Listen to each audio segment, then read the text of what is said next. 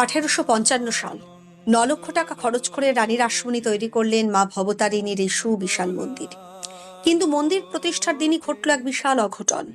হাজার হাজার ব্রাহ্মণ পণ্ডিত কেউই রাজি হলো না সেই মন্দিরের পূজারী হতে, কারণ রানী ছিলেন কৈবর্ত বর্ণের, অর্থাৎ শূদ্র। শূদ্রের মন্দিরে তারা পুজো করতে কেউ রাজি নন। রানীর সারা জীবনের স্বপ্ন সেই মন্দির তাহলে কি বিফলে যাবে? ঠিক তখনই সেই মন্দিরে পা রাখলেন 21 বছরের তরতাজা যুবক গদাধর চট্টোপাধ্যায়। কে এই গদাধর চট্টোপাধ্যায়? তিনি কি প্রথম দিনই কালীর পূজারী হয়েছিলেন? না, গল্পটা শুরু হয়েছিল একদম অন্যভাবে। যখন কোনো ব্রাহ্মণ মন্দির ছবে না বলে বেঁকে বসলেন, তখন এগিয়ে এলেন এক সাহসী উদারমনা পণ্ডিত। তিনি সম্পর্কে ছিলেন গদাধরের দাদা রামকুমার।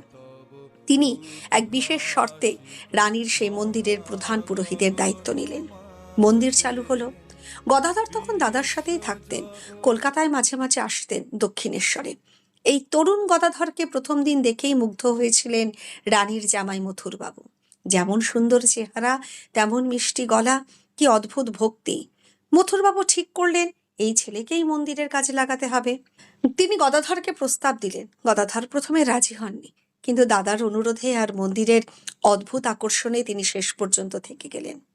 গদাধরকে প্রথম দায়িত্ব দেওয়া হলো মন্দিরের পাশে রাধাকৃষ্ণের বিগ্রহ সাজাতে, অর্থাৎ শৃঙ্গারের কাজ করতে। এটি পেয়ে গদাধর খুব খুশি হলেন। তিনি নিজের হাতে দেবদেবীকে সাজাতেন, গয়না পরাতেন, ফুলের মালায় ভরিয়ে দিতেন। মাঝে মাঝে এমনভাবে সাজাতেন যে বিগ্রহকে মনে হতো জীবন্ত। তিনি মূর্তির সাথে কথা বলতেন, গান গাইতেন, হাসতেন। একদিন ভাগ্যের চাকা ঘুরল একটু অন্যভাবে। মন্দির প্রতিষ্ঠার মাত্র 1 বছরের মাথায় 1856 সালে হঠাৎই মারা গেলেন বড় ভাই রামকুমার। মন্দিরের প্রধান দায়িত্ব এসে এবার পড়ল গদাধরের ওপর। অনুরোধ জানিয়েছিলেন রানী এবং মথুরবাবু। এই মথুরবাবু রানীর চোখে তখন একটাই ভরসা ছিল, যিনি তরুণ সেই মূর্তিকে জাগ্রত করে তোলেন, যিনি পূজার চেয়ে ভাব সমাধিতে বেশি মগ্ন থাকেন। তখন গদাধরকে অনুরোধ করা হলো মা কালীর সম্পূর্ণ পুজোর দায়িত্ব নিতে। সেই দিনটি ইতিহাসের এক ঐতিহাসিক সময়। 22 বছরের তরুণ গদাধর মা ভবতারিণীর পূজারী হিসাবে মন্দিরে এলেন। সেই মুহূর্ত থেকে গোটা বিশ্বের ইতিহাস বদলে যেতে শুরু করলো, কারণ গদাধর একদিন পরিচিত হলেন শ্রীরামকৃষ্ণ পরমহংস নামে।